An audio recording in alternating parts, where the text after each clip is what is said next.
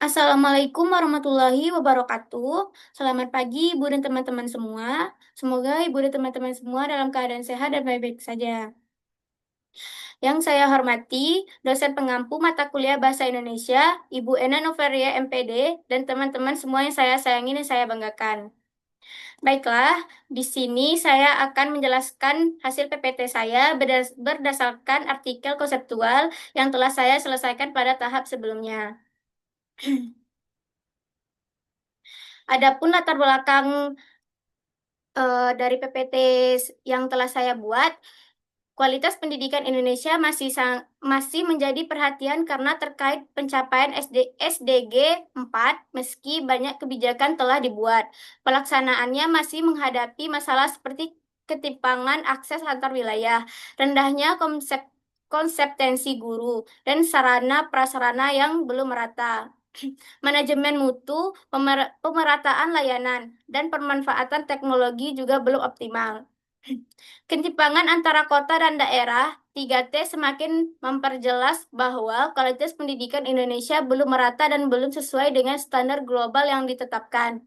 Di situasi ini menegaskan pentingnya analisis mendalam terkait kondisi pendidikan dan faktor-faktor yang mempengaruhi peningkatan mutunya. Adapun pertanyaan dari PPT ini, apakah pendidikan di Indonesia sudah berkualitas? Merupakan isu penting yang terus menjadi perdebatan dalam berbagai kajian akademik, terutama terkait pencapaian Sustainable Development Goals atau SDG 4.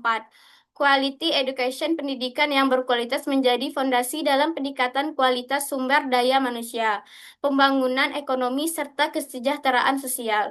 Kualitas pendidikan di Indonesia masih menghadapi berbagai tantangan yang kompleks, mulai dari ketimpangan akses, rendahnya kompetensi guru, hingga mutu sarana prasarana yang belum merata di seluruh wilayah. Kondisi tersebut menimbulkan pertanyaan kritis mengenai sejauh mana Indonesia telah berhasil memenuhi indikator pendidikan berkualitas yang ditetapkan secara global.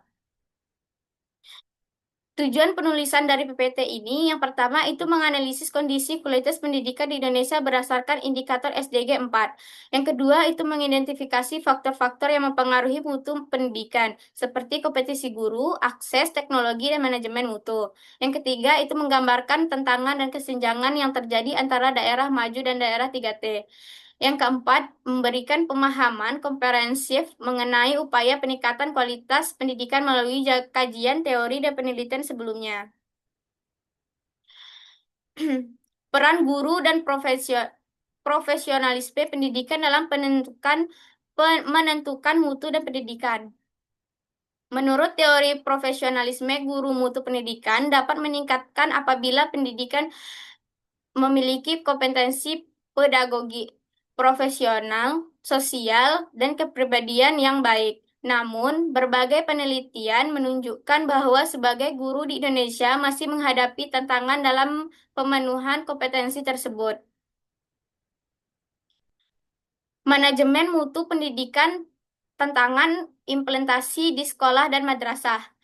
Manajemen mutu pendidikan di sekolah dan madrasah masih menghadapi kendala dalam konsistensi, perencanaan, dan pelaksanaan, sehingga mutu pendidikan seringkali tidak stabil, menunjukkan bahwa banyak satuan pendidikan belum mampu menerapkan siklus manajemen mutu secara utuh, terutama dalam hal evaluasi internal dan kontinuasi perbaikan.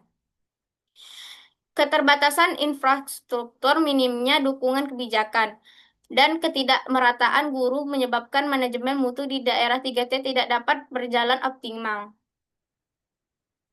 Pemanfaatan teknologi pendidikan sebagai strategi peningkatan.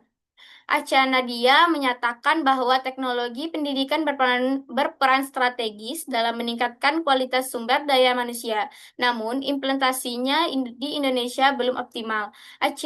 Acha Nadia memberikan gambaran bahwa transformasi digital bukan hanya persoalan penyediaan perangkat, tetapi juga kesediaan SDM dan kebijakan. Dalam kenyataan, banyak sekolah terutama di daerah 3T masih menghadapi keterbatasan jaringan internet dan fasilitas TIK yang memadai. Savitri menegaskan bahwa kesenjangan antar wilayah dalam akses teknologi menyebabkan signifikan dalam kualitas pembelajaran. Ketimbangan ini mempertegas bahwa teknologi dapat memperbaiki kualitas pendidikan, tetapi sekaligus berpotensi memperlebar kesenjangan apabila tidak diimbangi pemerintah infrastruktur.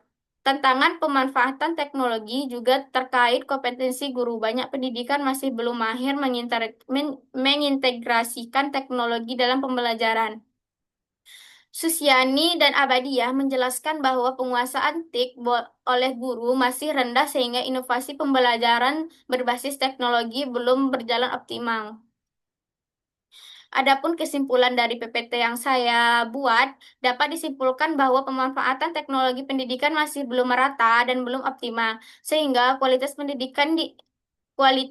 pendidikan Indonesia belum sepenuhnya menjawab standar SDG 4.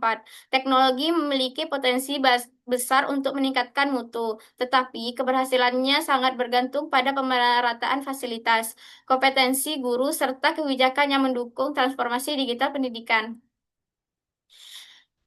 Adapun saran atau rekomendasi, yang pertama itu pemerataan distribusi guru terutama ke daerah 3T melalui insentif, kebijakan penempatan, dan peningkatan fasilitas pendukung. Yang kedua ada penguatan kompetensi guru melalui pelatih berkelanjutan, supervisi efektif, serta meningkatkan profesionalisme berbasis kebutuhan nyata lapangan. Yang ketiga, peningkatan manajemen mutu sekolah dengan memperkuat perencanaan, evaluasi, pengawasan, dan budaya mutu yang konsisten. Yang keempat, pemerataan akses teknologi pendidikan termasuk jaringan internet, perangkat TIK, dan pelatihan penggunaan teknologi bagi guru.